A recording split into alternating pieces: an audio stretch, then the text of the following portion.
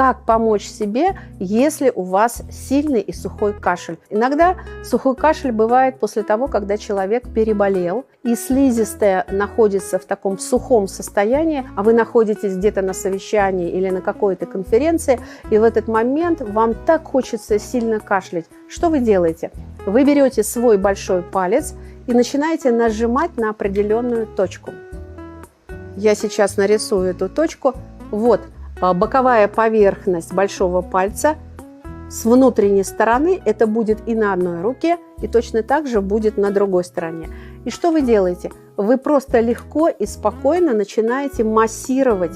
Можете ногтем, можете карандашом. Вот эту область, эту точку вы нажимаете в течение минуты-полторы. И ваш кашель уйдет